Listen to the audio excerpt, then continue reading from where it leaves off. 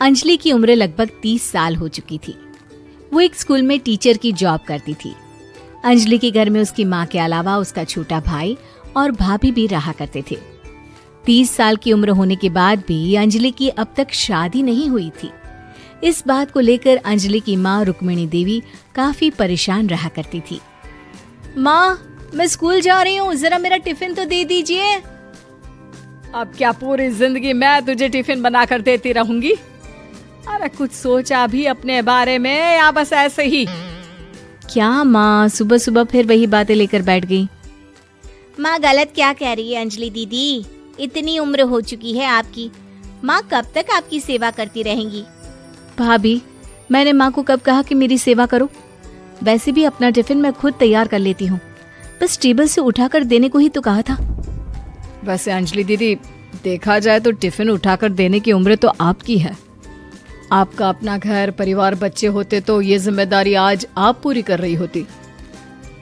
एक बात मेरी समझ में नहीं आती, अगर मेरी शादी नहीं हुई तो इसमें मेरी क्या गलती है और तुम सब लोग मेरे पीछे क्यों पड़े रहते हो? अरे कुछ कहना क्या पीछे पड़े रहना होता है? अपने छोटे भाई को देख, तुझसे 3 साल छोटा है लेकिन 2 बच्चे खेल रहे हैं आंगन में।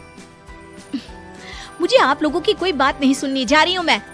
और आप में से किसी को मेरा कोई काम करने की जरूरत नहीं है, मैं खुद संभाल लूंगी। इतना कहकर अंजलि वहां से चली जाती है। शाम को जब अंजलि अपने स्कूल से लौटकर घर वापस आती है तो उसने देखा कि पड़ोस वाली निर्मला चाची वहां पर बैठी हुई थी। क्या बात है अंजलि बिटिया, नौकरी करके वापस आ गई? जी चाची जी, कैसी हैं आप? मैं तो ठीक हूँ बेटा, तुम बताओ शादी के बारे में कुछ सोचा या नहीं? अरे रहने दीजिए ना, इससे तो शादी की बात करना ही बेकार है। कुछ भी कहो तो गुस्सा करती है, बात बात पर आंखें दिखाती है। माँ, आप ऐसा क्यों कह रही हैं? मैंने कब आप पर गुस्सा किया? अरे अंजलि बेटा, तुम्हारी माँ ठीक ही तो कहती है। 30 की होने आई हो, अब तुम्हें भी शादी वादी कर लेनी चाहिए। चाची जी, आप तो ऐसे कह रही हैं जैसे शादी करने से मैंने मना किया हो। रहने दीजिए निर्मला चाची, हमारी अंजलि दीदी को अभी तक उनकी पसंद का दूल्हा नहीं मिला ना, इसीलिए वो शादी नहीं कर रही। भाभी, ऐसी कोई बात नहीं है। अरे तो फिर क्या बात है? तुम्हारी माँ ने तुम्हारे लिए इतने रिश्ते ढूंढे लेकिन तुम्हें कोई पसंद ही नहीं आता। क्या है ना चाची जी, हमारी ननद रानी नौकरी जो करती है, ऐसे ही थोड़ी ना किसी को पसंद कर लेंगी।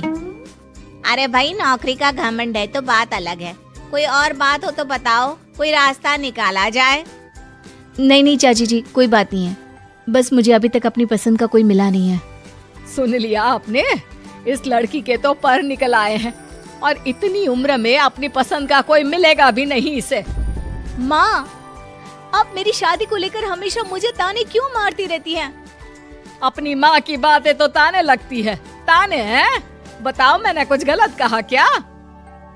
देखो, ये सब छोड़ो, मेरी दूर की बुआ का बेटा है, उसकी अभी शादी नहीं हुई है, उम्र होगी कोई 34-35 साल। आप कहें तो बात आगे बढ़ाऊं? अरे हाँ, क्यों नहीं, ये भी कोई पूछने की बात है। अरे जल्दी से लड़के को यहाँ बुला लो। माँ, आप मुझसे पूछे बिना मेरी शादी की बात करने जा रही हैं और मेरी उम्र 30 भी पूरी नहीं हुई है। निर्मला चाची कह रही है कि वो लड़का 35 साल का है। अंजलि दीदी, आपको क्या लगता है इस उम्र में कोई फिल्म का हीरो आएगा आपके लिए? देखिए, अब पसंद और नापसंद की बात तो रहने दीजिए, पसंद करने की उम्र तो आपकी निकल चुकी। अब तो जो भी मिले उसी से शादी कर लीजिए, इसी में भलाई है। तेरी भाभी बिल्कुल ठीक कह रही है। अब जैसा रिश्ता मिले उसके लिए हाँ कर देना, ताकि हम भी गंगा नहाए। ठीक है, चलिए मैं उस लड़के को कहती हूँ, वो कल ही अंजलि को देखने आ जाएगा। अगले दिन निर्मला चाची के दूर का रिश्तेदार अंजलि को देखने उसके घर आता है। उसका नाम था अजय। अंजलि जी, तो आप नौकरी करती हैं, वो भी स्कूल में? जी हाँ, मैं स्कूल में टीचर हूँ। हमारी बेटी बहुत होशियार है। अरे पढ़ने लिखने में इतनी होशियार है, इसीलिए तो इसकी नौकरी लगी है स्कूल में। हाँ, ठीक है आंटी जी, जरा मुझे भी तो बात करने दीजिए आपकी बेटी से। जी पूछिए ना, क्या पूछना चाहते हैं? अंजलि मैडम, ये तो बताइए कि आपने अभी तक शादी क्यों नहीं की?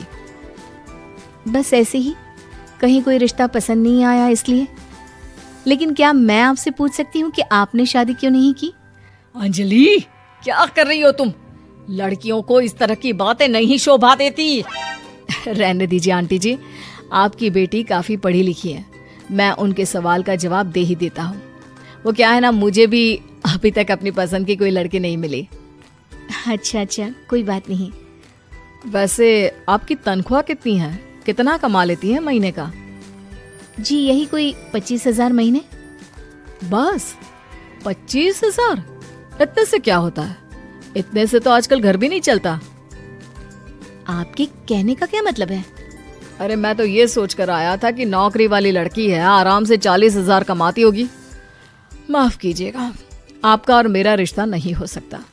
जी कोई बात नहीं, मुझे भी आपके साथ शादी करने में कोई इंटरेस्ट नहीं है। अंजलि, किस तरह की बात कर रही हो? घर आए रिश्ते को ठुकरा रही हो तुम। दीदी, अब इस उम्र में आपको इतनी अकड़ नहीं दिखानी चाहिए। अच्छा खासा रिश्ता हाथ से निकल गया, कहीं ऐसा ना हो कि जिंदगी भर कुंवारी ही रह जाओ आप।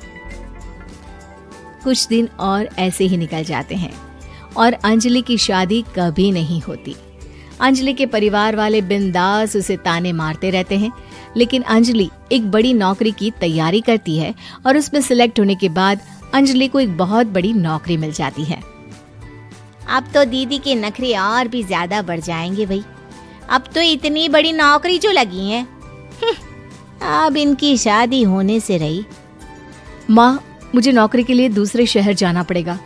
आप जानती हैं ये बहुत बड़ी जॉब है और इसमें पैसे भी बहुत ज्यादा मिलेंगे।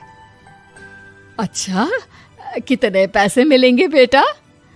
माँ, मुझे हर महीने 90,000 सैलरी मिलेगी। क्या? अरे वाह वाह, ये तो बहुत अच्छी बात है। लेकिन फायदा क्या? कितने भी पैसे मिले, शादी तो हुई नहीं ना तुम्हारी। अंजलि नौकरी करने के लिए दूसरे शहर में चली जाती है और जब कुछ महीनों के बाद वो वापस घर आती है तो उसे अपने पति के साथ देखकर उसके घर वाले हैरान रह जाते हैं। अरे अंजलि, तूने शादी कर ली और हमें बताया तक नहीं। और दामाद जी करते क्या हैं? इतनी बड़ी कार है उनकी। माँ, मैं आपको सब कुछ बताना चाहती थी, लेकिन आप सबके ताने सुनकर बहुत दुखी हो गई थी और इसलिए मैंने अपनी पसंद से शादी कर ली।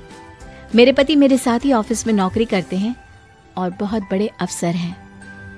और एक बात बताऊं माँ, आज मैं बहुत खुश हूँ।